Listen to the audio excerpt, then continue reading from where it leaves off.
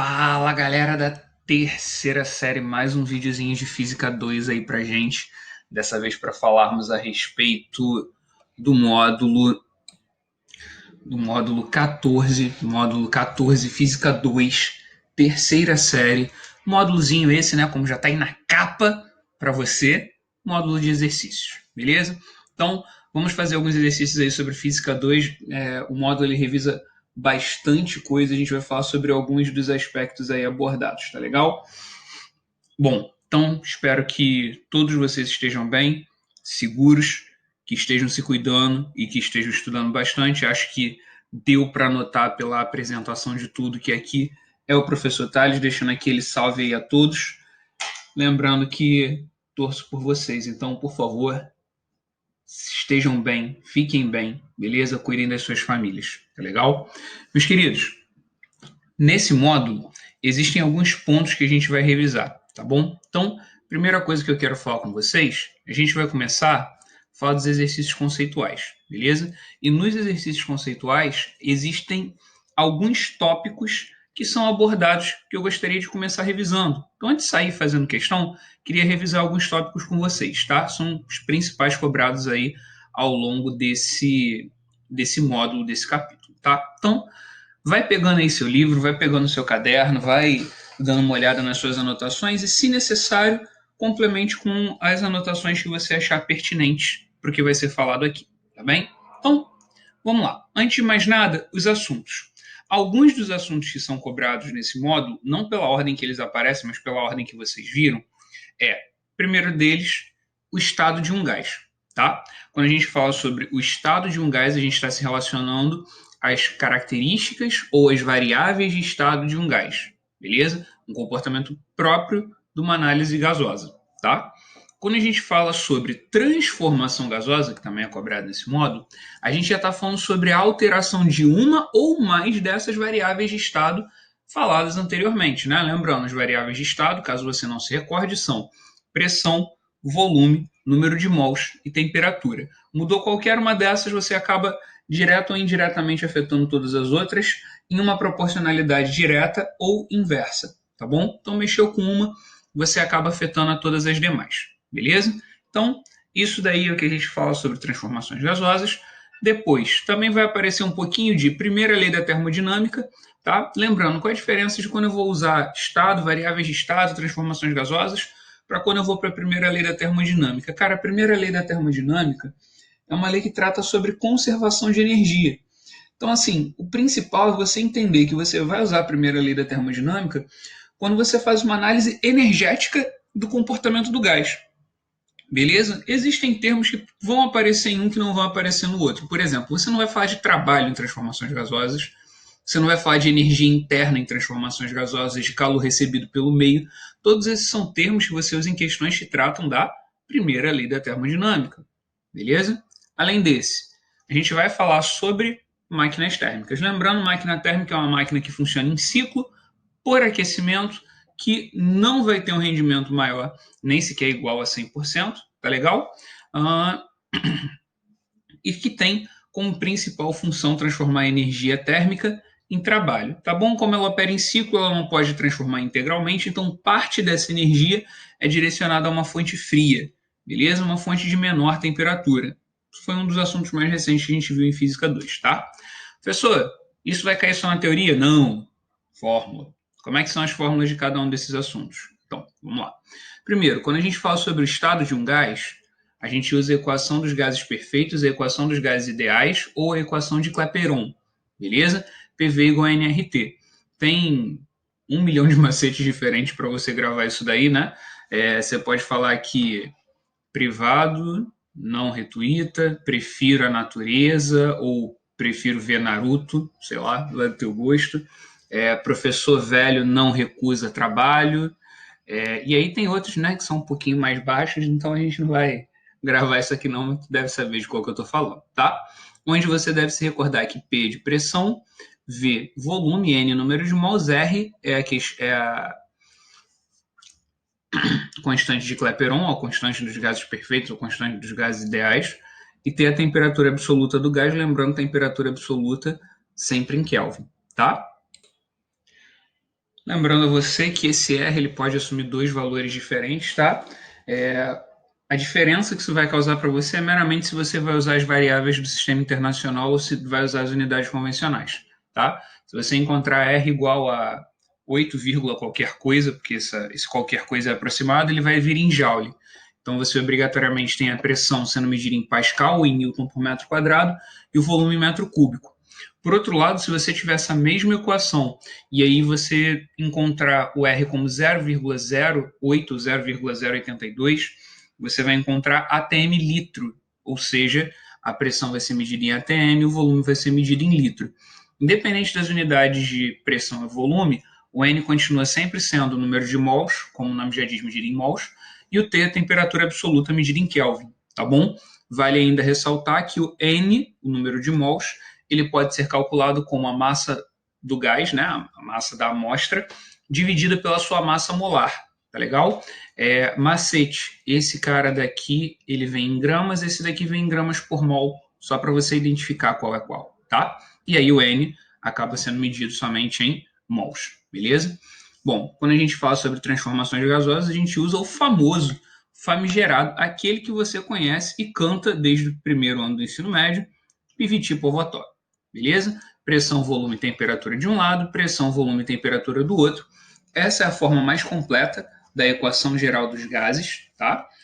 Costuma ser utilizada dessa maneira. Minha recomendação é que você pense nela dessa maneira, só que existem possibilidades de você alterar essa forma. Ela pode ser modificada dependendo do que você estiver analisando e dependendo do que o enunciado estiver pedindo. Por quê? Porque existem três transformações específicas que podem simplificar valores nessa fórmula. Que transformações são essas? São as transformações isobárica, é aquela que tem a pressão constante. Isocórica, isométrica ou isovolumétrica é aquela que tem volume constante. E isotérmica é aquela que tem temperatura constante, ou seja, você vai estar multiplicando ou dividindo, se for o caso da temperatura, pelo mesmo valor os dois lados da fração. Então você pode simplificar, né, esse determinado valor. Por exemplo, se a transformação é isobárica, você não precisa colocar aqui os dados de pressão, então fica apenas volume e temperatura, tá? Como uma consequência natural disso, em uma transformação isobárica, o gráfico dela vai ser volume por temperatura e uma reta. Na isocórica, pressão por temperatura, outra reta. E na isotérmica, pressão por volume. Aí você tem uma hipérbole, tá? Porque pressão e volume são inversamente proporcionais, diferentemente das outras combinações que a gente falou antes, que são diretamente proporcionais. Então, o que é diretamente proporcional, o gráfico desse caso vai ser uma reta, o que é inversamente proporcional vai ser uma hipérbole, tá bom? Isso é o que a gente fala sobre transformações gasosas, isso é o que eu gostaria que você lembrasse, pelo menos para os exercícios conceituais. Você lembra mais do que só isso? Show de bola! Melhor ainda, só prova para a gente o quanto você é brabo pra caraca, né? Então, vamos lá, seguindo adiante aí com o nosso assunto. Quando a gente fala sobre a primeira lei da termodinâmica, nós dissemos, ela é uma lei que trata sobre a conservação da energia. Então, quando a gente fala que um gás ele recebe calor do ambiente externo, ele vai receber esse calor e parte dessa energia térmica proveniente de um meio externo ou é transformada em trabalho, ou seja, utilizada para expansão do volume do gás, ou ela é utilizada como variação da sua energia interna. É uso para aumento de temperatura. Ou, caso ele perca, para diminuição de temperatura. Beleza? Todas as máquinas térmicas obedecem à primeira lei da termodinâmica, afinal, elas são analisadas com base no comportamento de um gás que se encontra em seu interior. Então, no interior de toda máquina térmica, a gente tem lá a primeira lei da termodinâmica funcionando para a gente. Beleza? Em se falar sobre máquinas térmicas, a gente chega na parte daí dos quatro conteúdos elencados que tem o maior quantitativo de fórmula, mas nenhuma delas é um absurdo, tá? Quando a gente fala sobre máquina térmica, a primeira fórmula que deve vir à nossa cabeça é o do funcionamento de uma máquina térmica, né? A quantidade de calor da fonte quente é igual a trabalho, mas a quantidade da fonte fria, que é muito parecida, inclusive, com a primeira lei da termodinâmica, né? Você percebe não só a semelhança nas variáveis, mas o significado. Quando uma máquina térmica libera calor a partir da sua fonte quente, parte desse calor é utilizado para realização do trabalho, parte desse calor é utilizado para resfriamento da máquina propriamente dita. Tá? Isso daqui é a primeira e a equação mais fundamental para a gente falar a respeito de máquina térmica. Além dessa, tem a fórmula do rendimento, trabalho dividido por quantidade de calor da fonte quente, beleza? Isso quando a gente fala de uma máquina térmica. Lembrando que você pode isolar o trabalho dessa primeira equação e substituir na segunda. Então a gente tem essa outra relação aqui para falar sobre o rendimento de uma máquina térmica. Então eu posso calculá-lo de duas maneiras, em função do trabalho ou da fonte fria, depende do que é questão de passar. E por último, caso você não esteja mais falando sobre uma máquina que aquece, propriamente dito, se você tiver uma máquina que resfria, ou seja, uma máquina frigorífica, você pode calcular o rendimento, ou, se você preferir o termo eficácia ou eficiência de uma máquina fria, por essa fórmula daqui. Tá? Você divide a quantidade de calor da fonte fria pelo trabalho. Lembrando que na máquina frigorífica você não tem as mesmas necessidades e obrigatoriedades de que o rendimento dela tem que ser menor do que 100%, e etc. Essa daí não tem essas limitações, tá? Mesmo porque a análise que a gente faz dela é outra. Ok? Ainda dentro do conteúdo máquina térmica, existe uma máquina térmica específica que vale a pena você se recordar. É o que a gente chama de máquina térmica de Carnot, beleza? A máquina de Carnot, ou máquina térmica de Carnot, ou ciclo de Carnot, tanto faz, como você preferir, é o ciclo que ele vai representar para a gente o rendimento máximo de uma máquina térmica. Cuidado, como eu falei no módulo passado, torno a dizer para você hoje. Quando a gente fala sobre rendimento máximo, a gente não está falando de rendimento 100%. A gente está dizendo que é o maior rendimento possível para aquela máquina operando dentro de seus ciclos naturais.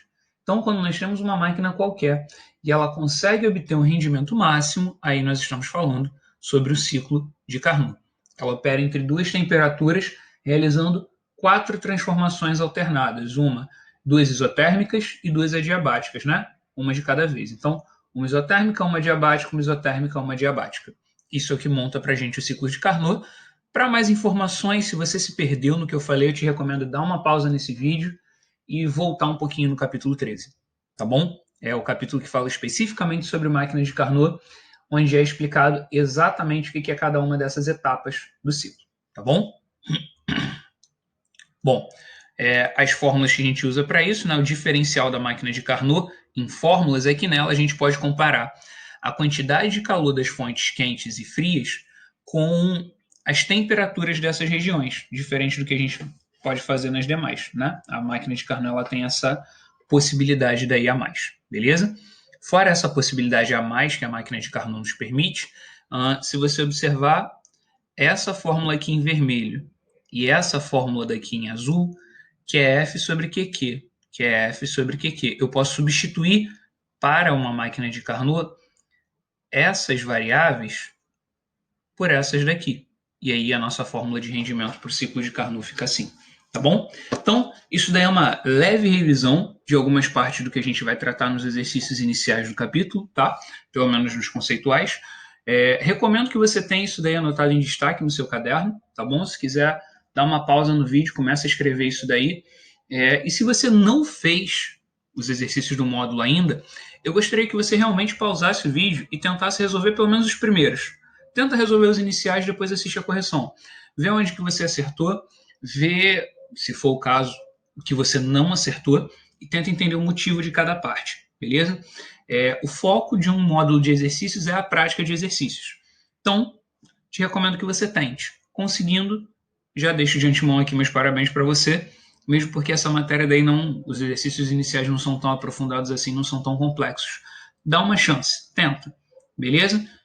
Bom, então pausa o vídeo, daqui a pouco a gente volta. Voltei, show de bola. Espero que você tenha pausado e feito um monte de exercícios aí e acertado tudo. Então, para confirmar o quanto você acertou de tudo que você fez, questão número 1, exercícios conceituais. Uma máquina térmica opera entre duas fontes, como todas as máquinas térmicas têm que operar. Uma quente, a 600 Kelvin, e outra fria, a 200 Kelvin. Por mais que ele não dissesse, eu acho que fica bem óbvio que se você tem uma 600 e outra 200 Kelvin, qual é quente, qual é fria. Afinal, esses nomes são dados às máquinas térmicas especificamente pela sua temperatura. Então a gente chama de quente a que tem maior temperatura. Então de 600 e 200, a de 600 é a fonte quente. Mas seguindo. A fonte quente libera 3.700 joules para a máquina. Supondo-se que essa funcione no seu rendimento máximo, o valor do trabalho por ciclo e o seu rendimento são respectivamente. Olha só, gente. Primeira coisa que eu quero chamar a sua atenção aí, se você tem o costume de marcar o enunciado, de anotar observações sobre a realização da questão, eu te recomendo que você faça isso agora. E se você não tem esse costume, eu recomendo que você comece a ter. Isso daí ajuda bastante, principalmente em enunciados mais longos. Pô, professor, mas esse enunciado é curtinho. A gente começa no curto e parte para o longo, tá? Então vamos lá. Quando a gente fala sobre uma máquina que funciona em rendimento máximo, a gente está falando de uma máquina que obedece ao ciclo de Carnot. Então, eu não somente posso utilizar as fórmulas de máquina térmica que a gente viu no quadro passado, como eu também posso utilizar as fórmulas do ciclo de Carnot. E isso é o que vai nos auxiliar. Por quê? Eu posso começar calculando o rendimento, se for o caso, isso não é problema, e depois calculando o trabalho, ou tentar fazer o contrário, beleza? Como que a gente pode fazer essa questão, na minha opinião, de uma maneira bastante interessante para você? Primeira etapa, a gente separa aqui num cantinho tudo que é dado, que a questão nos disse, e daí a gente parte para o trabalho, trocadilho não intencional, né? A gente parte para encontrar os valores que a questão nos pede, tanto de trabalho quanto rendimento. Então, ao quadro, a gente pode começar com essa relação aqui, beleza? Da máquina de Carnot, que compara quantidades, tanto da fonte quente quanto da fonte fria, com suas respectivas temperaturas.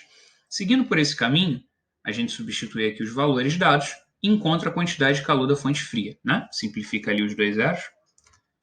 Encontra que a quantidade de calor da fonte fria é de 1.233 joules. Logo, eu uso a fórmula de máquina térmica, né?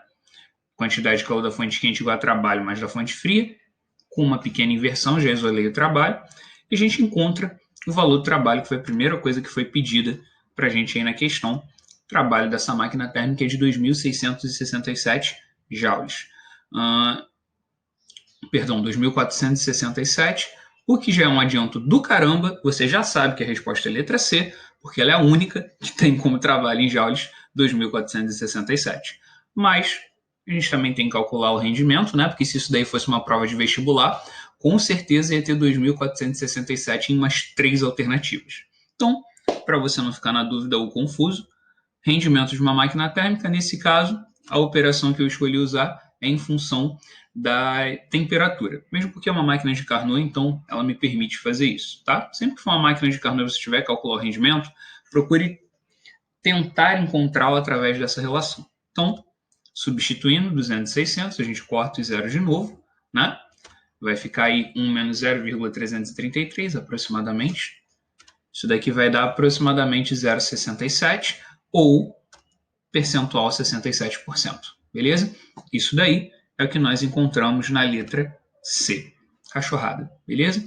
Isso daí é o que a questão número 1 nos pediu, show de bola? Simples, tranquilidade, sem muitos caminhos ou delongas. Então, dando prosseguimento para a questão número 2, um refrigerador absorve 5 kJ de um reservatório frio e rejeita 8. Beleza, então isso daí vai diretamente para a fonte quente. Beleza. Calcule o rendimento desse refrigerador e se ele é reversível e pode operar com máquina térmica, qual a sua eficiência. Beleza. Então, vamos lá. Tirando os dados, a gente pode partir direto para o rendimento do refrigerador. Quando a gente fala desse tipo de rendimento, né, uma máquina frigorífica, quantidade da fonte fria sobre o trabalho. Tá bom?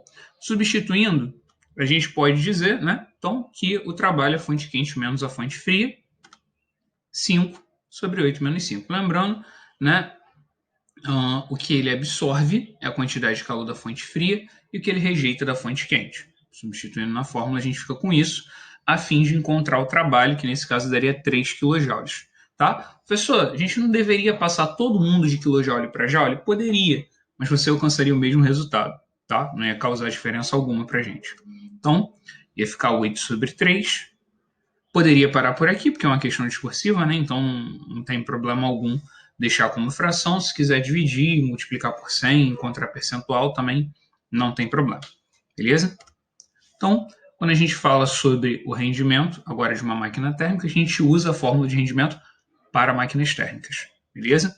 Então, 1 sobre 5 menos 1 menos 5 oitavos, né? Então vai ficar aqui 1 menos 0,625, 0,375. Ou, se você quiser colocar como rendimento percentual, 37,5% também seria uma opção, beleza? Então, questão número 2, tem mais coisa? Não, é isso. Caramba, só isso? É, só isso, beleza? Para tu ver como é que aí o enunciado foi bonzinho com você. Então, questão número 3. Uma máquina de Carnot reversível. Opa, Carnot. Então vamos usar as fórmulas da máquina de Carnot. Funciona entre uma fonte quente e uma fria. Não sei o valor da fria, da quente é 600. Qual é o máximo valor que T0 pode assumir para a quantidade de energia térmica devolvida pela máquina à fonte fria não ultrapasse o valor da energia mecânica produzida? Cara, quando a gente fala sobre energia mecânica produzida, a gente está falando de trabalho. Então ele está perguntando qual é o maior valor máximo que esse T0 pode valer, de forma a ele não ser um valor numérico maior do que o de trabalho. Como que a gente faz isso? Não é complexo. A gente vai pegar aqui e simplesmente vai dizer que o trabalho vai ter o mesmo valor numérico que a quantidade de calor da fonte fria. Então, é isso que a gente está dizendo aqui, que é F igual a trabalho. Se eu jogar isso na primeira lei da termodinâmica, né, já isolando aqui o trabalho, eu vou ficar com QF dos dois lados, então eu posso dizer que a quantidade de calor da fonte quente é igual ao dobro da fonte fria. E isso vai nos auxiliar, por quê? Porque na hora de fazer o cálculo, né, comparativo entre quantidade de calor da fonte fria e quente com as temperaturas da fonte fria e quente, a gente vai poder simplificar alguns termos. No lugar de fonte quente, eu coloco 2 vezes a fonte fria. A temperatura da fonte quente nós já temos aí, que é 600 Kelvin. Faço a simplificação necessária e multiplico cruzado. Eu vou encontrar que a temperatura da fonte fria para essa questão, né, chamada aí de T0, se você quiser chamar de TF também, cara, fique à vontade. Isso não vai alterar em nada aí o teu resultado, beleza? Só para usar a variável que a questão passou para a gente. Então, isso daí vai dar 300 Kelvin, beleza? Questão número 4. Em uma transformação sobre um gás ideal, é informada por intermédio de um diagrama pressão-volume que a representação gráfica de tal transformação é uma hipérbole.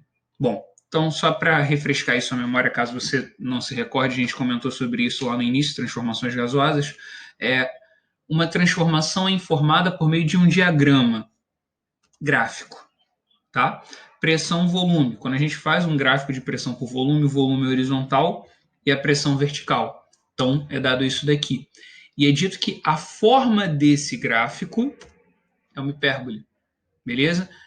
Que representa que as grandezas associadas são inversamente proporcionais. A gente tem um gráfico desse quando realiza uma transformação isotérmica. Lembrando, se você tiver um valor alto de pressão, né? Como por exemplo nesse ponto daqui do gráfico, você terá um valor baixo de volume. Por outro lado, se você tiver um valor de grande volume, você terá um valor de baixa pressão, beleza? Quando a gente fala sobre transformação isotérmica, é isso que a gente está falando, relação entre duas grandezas que são inversamente proporcionais, beleza? Pressão e volume, ok? Questão número 5, está aí cheia de marca d'água para você. Um gás ideal sofre uma transformação cíclica, ou seja, fechada, ABCA, então entendo que ele sai do ponto A, indicado no seguinte gráfico. Então, vamos fazer assim, só para não atrapalhar, a gente tira um pouco da cola e mantém a atenção só no gráfico do que a gente estiver falando, do que a gente estiver analisando, tá? Bom, primeiro detalhe é de A para B, tá? Esse gráfico é de pressão por volume. Então, em um gráfico pressão-volume, de A para B, você percebe a pressão em A é P1, em B é P1 também. Então, eu posso dizer que a transformação AB é uma transformação isobárica. Não ocorre mudança na pressão. Quando eu vou de B para C, repare, aqui eu tenho escrito T2, e T2 é o pedaço de uma hipérbole. Bom, pedaço de uma hipérbole em um gráfico PV, a gente acabou de falar disso na questão número 4, então eu posso dizer que de B para C eu tenho uma transformação isotérmica. Posteriormente, só sobra para a gente falar de C para A. Quando eu vou de C para A, repara, o volume em C é V1 e o volume em A é V1 também. Então, posso dizer que essa transformação é isocórica. isométrica ou isovolumétrica, o termo que você achar mais simples, tá? Afinal, os três têm o mesmo significado. Agora a gente volta para os gráficos, tá bom? Olhando aqui nas alternativas, na letra A, eu tenho um gráfico de volume por temperatura. Quando eu vou de A para B, eu tenho temperatura constante, não é isso que acontece aqui. Já sei que não é a letra A. Na letra B, volume em função de temperatura. De A para B, eu tenho volume constante, né? Os dois estão nesse volume daqui. Não é isso, eu preciso de uma isobárica. Então, ou é C ou é D, porque eu tenho um gráfico de pressão por temperatura. Na letra C, de A para B, a minha pressão está aumentando, né? Pressão em A é essa, pressão em B é essa. Ah, então só pode ser a letra D, né? É, porque se A, B e C estão erradas, só pode ser a letra D, professor. É. Tanto é que de A para B eu tenho uma transformação a pressão constante isobárica, de B para C eu tenho uma transformação de temperatura constante isotérmica, e de C para A eu tenho uma reta, vem rumo à origem, um gráfico P, pressão, temperatura. Eu tenho aqui uma transformação isoclórica, beleza? Então, a alternativa correta para a gente é a letra D, tá legal? O nome de cada uma das transformações sofridas está aqui no gráfico para você, beleza? Então, questão número 6. Certa massa de metano, cuja molécula grama tem 16 gramas, ocupa molécula grama 16 gramas, molécula grama 16 gramas, 16 gramas por molécula, sacou? 16 gramas por mol. Esse é o Mzão. Porque não está falando só de grama, mas de molécula, grama, tá? Ocupa 120 litros, sob pressão 2,5 atm a 427 Celsius. A massa do metano é. Então, vamos lá. Então, aqui as informações, tá? O Mzão, que a gente falou, grama por molécula grama, então 16 gramas por mol. Volume 120 litros, pressão 2,5 atm, temperatura 427 Celsius, que a gente não usa em Celsius, usa em Kelvin. Então, somos 273.